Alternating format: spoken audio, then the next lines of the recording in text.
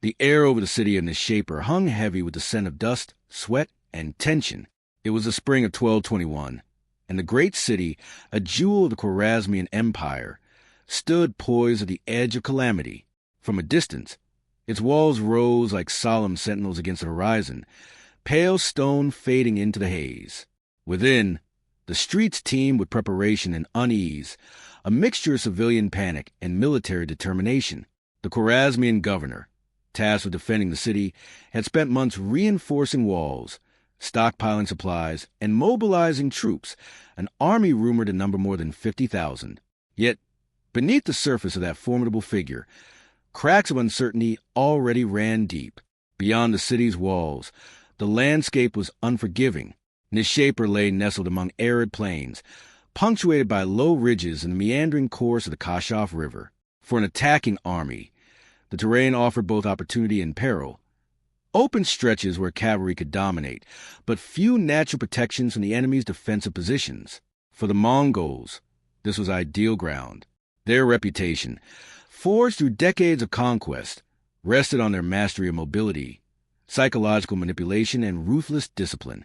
Under the leadership of Genghis Khan's lieutenants, the Mongol army numbered scarcely 7,000, a fraction of Khwarazmian host, but each soldier was trained to function with precision and cohesion that far exceeded their numerical disadvantage.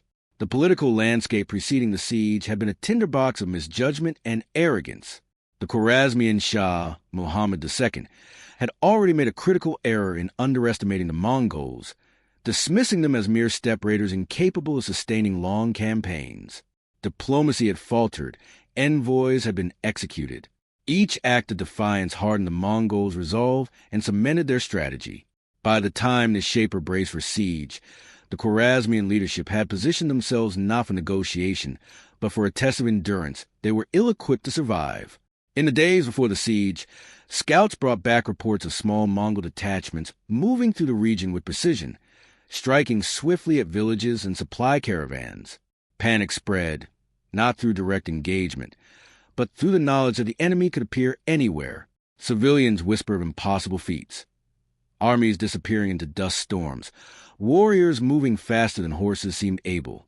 Psychological warfare, unintentional yet profoundly effective, began to shape the Khwarazmian perception of the approaching threat. Anxiety, as much as military preparation, dictated the rhythm within Nishapur's walls. The governor, faced with his daunting specter, made decisions that would prove pivotal. He concentrated his forces along the city's most prominent gates, leaving large sections of the perimeter thinly defended. Within the walls, archers were stationed strategically to provide overlapping fields of fire, and catapults were ready to hurl rocks and incendiaries over battlements. Beneath the surface, however, discipline was inconsistent, loyalty often fractured, and the chain of command blurred. These internal fractures, invisible from outside the walls, will become as deadly as the enemy's arrows. Meanwhile, the Mongols approached in deliberate formation, their discipline evident in every maneuver. Unlike the Khwarazmians, whose strength relied on sheer numbers, Mongol strategy emphasized control of space, timing, and the exploitation of enemy psychology. Feigned retreats, sudden ambushes, and continuous harassment of supply lines had become signatures of their campaigns. Each movement was calculated to create uncertainty, to force the defender into a reactionary stance rather than allowing them to dictate terms. In this, Genghis Khan's lieutenants applied lessons drawn from years of testing empires far larger than their own. At dawn, the Mongol army advanced in measured waves. Scouts moved ahead, reporting the layout of the city's defenses with meticulous attention to detail. Signals, often as subtle as a smoke column or the flick of a banner, coordinated distant units. Within the Khwarazmian camp, commanders debated the credibility of these reports. Misjudgment was inevitable. The psychological edge of the Mongols relied on exploiting this indecision. Every feint, every skirmish, was designed to amplify doubt, to convince the defenders that the enemy was both everywhere and nowhere simultaneously. Yet, even as the Mongols drew near, the city's defenders clung to confidence rooted in their numbers. Walls bulging with soldiers, they assumed that sheer mass could repel any assault. Within their ranks, though, individual soldiers bore the weight of anxiety, aware that their training was uneven, their equipment inconsistent. Discipline frayed as nights lengthened and supplies dwindled. The Mongols understood that an army is not simply measured by its numerical strength, but by cohesion, morale, and the ability to endure stress without fracturing. In this calculus, the Khwarazmians, despite their size, were vulnerable. By mid-morning, the Mongols had encircled Nishapur, their formation spreading along the perimeter with astonishing speed. From outside the walls, their movement seemed almost choreographed, a silent threat whose intent was unclear, but whose presence was undeniable. Small parties of horse archers tested the city's defenses, probing for weakness, drawing fire without committing fully. Inside, defenders reacted in kind, expending arrows and catapult stones, unaware that their expenditure of resources and energy would soon tip the balance against them. The tension reached a fever pitch as the first skirmishes flared. Mongol cavalry dashed toward lightly held sections of the wall, then retreated as if startled. Khwarazmian soldiers, trained to rely on immediate reaction, were lured forward in pursuit. Each of these maneuvers, minor in scale, served to erode confidence and fragment command. The Mongols did not attack to destroy in these moments. They attacked to measure, to unsettle, and to create openings for the eventual decisive strike. The contrast between discipline and reaction, between long-term calculation and impulsive response, was the invisible battlefield where the siege would be won long before walls fell. At the same time, Nishapur civilians experienced the siege differently. Markets emptied, grain stores were guarded, and panic mingled with rumor. Fear became a force in itself, shaping decision-making in subtle ways. Commanders faced pressure not only from the enemy but from the city's populace, whose morale could not be ignored. The Mongols, aware of this, incorporated the presence of civilians into their calculations. Psychological collapse, they understood, often preceded physical defeat. A city's walls are only as strong as the confidence of those who defend them. As the sun rose higher, the strategic picture became clear. The Mongols were patient, calculating, and unyielding. The Khwarazmian defenders, by contrast, struggled to impose order over their large, unwieldy army. The governor's decisions were to concentrate forces, how to respond to probes, how to manage civilian anxiety, would soon collide with the Mongols' methodical pressure. The tension, invisible to an outside observer, was absolute. Every moment of hesitation carried consequence. Every misjudgment, no matter how minor, would amplify under the relentless scrutiny of an enemy who understood that victory was achieved first in the mind before manifesting on the battlefield. Dawn broke over Nishapur with a brittle clarity, the sun casting long shadows over the city walls and the encircling plains. The Khwarazmian defenders, though vast in number, moved with uneven purpose. Soldiers clustered near the gates, their armor clanking under the weight of anticipation. Archers took positions along the battlements, nervously scanning the horizon, while the governor's messengers hurried to relay orders that were already late. Each man carried a sense of urgency sharpened by anxiety. They were acutely aware of the reputation of the Mongols, yet uncertain the scale and method of the threat they faced. Outside the walls, the Mongols assumed their roles with methodical precision. Horsemen fanned out along ridges and plains, forming overlapping lines of observation and engagement. Unlike the Khwarazmians, whose organization relied on mass, the Mongol army functioned as a network of interdependent units, each trained to act autonomously, but with shared understanding of the overall strategy. Scouts probed, archers tested range, and small detachments feigned vulnerability. From a distance, their movement seemed almost random, yet every action was part of a broader choreography, designed to sow confusion and draw the defenders into traps they could not perceive. The first clash was subtle but telling. A Mongol detachment, appearing only as a ripple of dust on the eastern plains, advanced toward a lightly defended section of the wall. Khwarazmian troops surged forward, driven by instinct and the assumption that any apparent weakness must be exploited immediately. The Mongols pulled back, luring the defenders further from their organized positions. Arrows rained from both sides, and the city's catapults responded, hurling stone and incendiary over the walls. In terms of raw numbers, the Khwarazmians held advantage, yet every step they took played into Mongol calculation.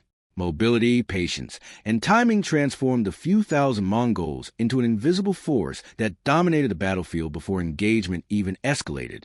Within the walls, command became strained. Orders were delayed or misinterpreted, and individual units began to act independently, responding to immediate threats rather than a coherent strategy. The governors struggled to maintain cohesion, issuing directives that could not keep pace with the unfolding maneuvers. Soldiers, confronted with the Mongols' feigned retreats and sudden appearances, found their discipline tested. Some units charged without coordination. Others held back too long, unsure of the enemy's intent. The psychological toll was immediate. A massive army, uncoordinated and reactive, began to fracture under the weight of its own uncertainty. By mid-morning, the Mongols escalated their pressure. Horse archers moved in rapid arcs, firing arrows with uncanny accuracy, and retreating before the defenders could respond effectively. The feigned skirmishes drew segments of the Khwarazmian army into exposed terrain, where small groups could be encircled and neutralized. Within the city, the defenders observed these movements with rising alarm, unable to assess whether these were probes, distractions, or the prelude to a full-scale assault. Every hesitation, every misjudgment, compounded the stress within the walls. Meanwhile, the Mongols prepared for a decisive operation that would exploit the city's most vulnerable points. Using intelligence gathered by scouts, they identified weak sections of the wall and poorly coordinated gate defenses. Engineers and siege specialists, though few in number, began constructing portable siege devices and ramps. The Mongols were aware that a direct assault against fully manned walls would be costly. Instead, their aim was to create concentrated pressure on points where the enemy's attention was divided, where confusion could be amplified into catastrophe. The first major assault began at the southern gate, where the Mongols feigned an all-out attack. A wave of cavalry charged, then abruptly withdrew, drawing a significant portion of the Khwarazmian defenders into the open plain. Simultaneously, a smaller detachment moved toward the northeastern wall, launching a sustained arrow barrage. Catapults on both sides traded volleys, the thunder of stone punctuated by the sharp whistle of Mongol arrows. The coordination, though invisible to the defenders, was precise. Pressure applied here created gaps there. Every action was calculated to erode the cohesion of a force 10 times larger. Inside the city, panic began to ripple. Units that had been mobilized to respond to the southern feint found themselves isolated and under attack from multiple directions. The governor's attempts to redirect forces were delayed, disrupted by communication breakdowns and the speed of Mongol maneuvers. Soldiers on the wall saw comrades falling to sudden, precise strikes. Confusion spread, discipline faltered, and illusion of control disintegrated. What had seemed like numerical dominance now became a liability, as sprawling formations were unable to support each other effectively. At this moment, the Mongols introduced a new psychological dimension to the siege. Signals, whistles, smoke, and prearranged gestures. Coordinated attacks at multiple points, creating the perception of omnipresence. Defenders reported attacks from directions previously thought secure. Rumors of breaches elsewhere intensified fear. Soldiers, already stretched thin, began to hesitate before following orders. This hesitation, in the calculus of Mongol strategy, was as effective as any weapon. Morale, long overlooked in conventional calculations of power, became the deciding factor in engagement. By mid-afternoon, the first structural breaches occurred. Sections of the wall, previously underdefended due to the dispersal of forces, gave way under concentrated pressure. Mongol units exploited these openings immediately, infiltrating courtyards and alleyways. The defenders, already fragmented and disoriented, attempted counterattacks but found themselves isolated, often cut off from reinforcements. Within minutes, small pockets of resistance were overwhelmed, not through sheer force but through superior positioning, timing, and exploitation of confusion. Every move of the Mongols demonstrated an understanding of both the physical and psychological dimensions of warfare. They did not merely break walls. They broke the perception of security. Every feigned retreat, every sudden strike, was a deliberate test of the defenders' nerves.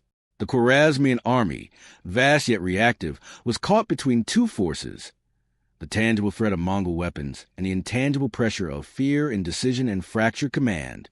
As the sun began to lower in the sky, the battle inside Nishapur reached its most chaotic stage. Mongol forces moved with uncanny speed, capitalizing on breaches and weak points. The Khwarazmian defenders, scattered and demoralized, began to collapse in localized pockets. What had started as a coordinated defense degenerated into desperate skirmishes.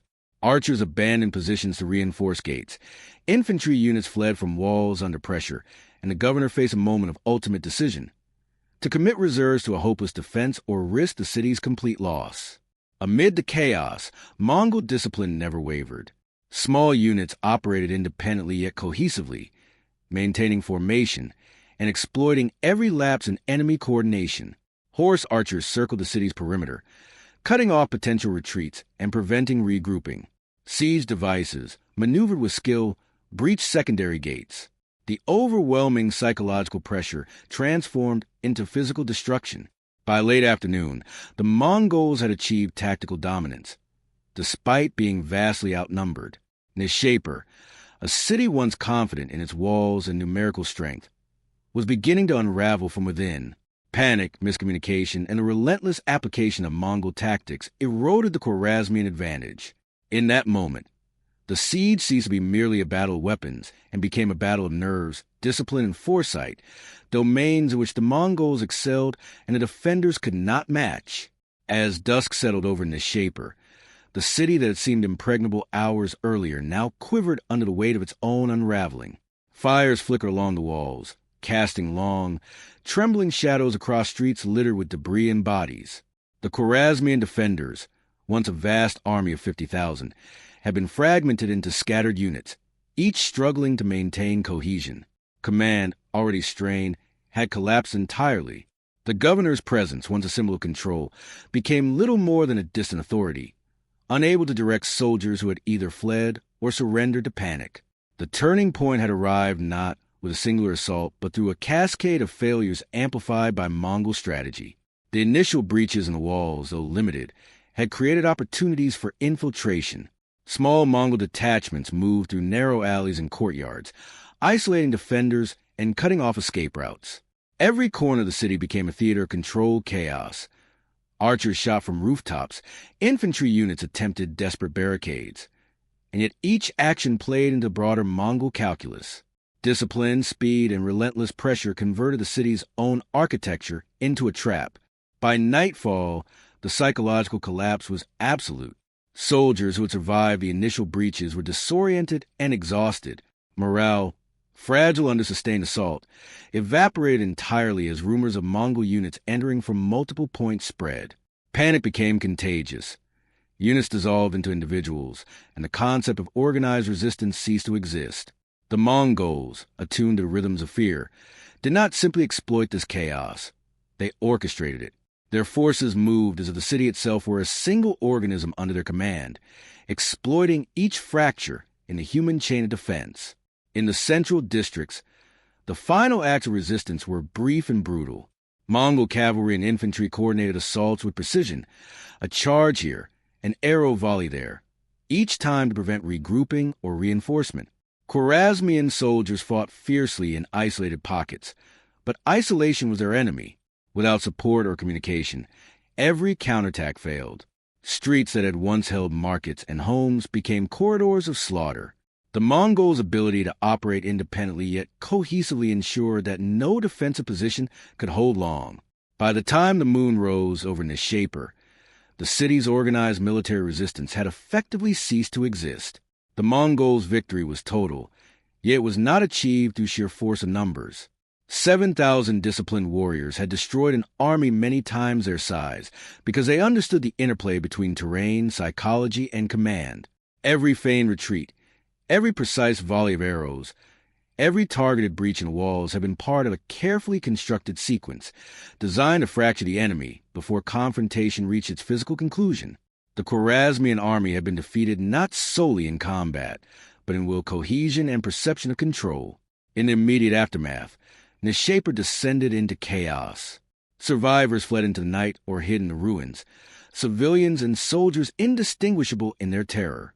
Looting and massacre, the grim instruments of Mongol reprisal, claimed the lives of thousands.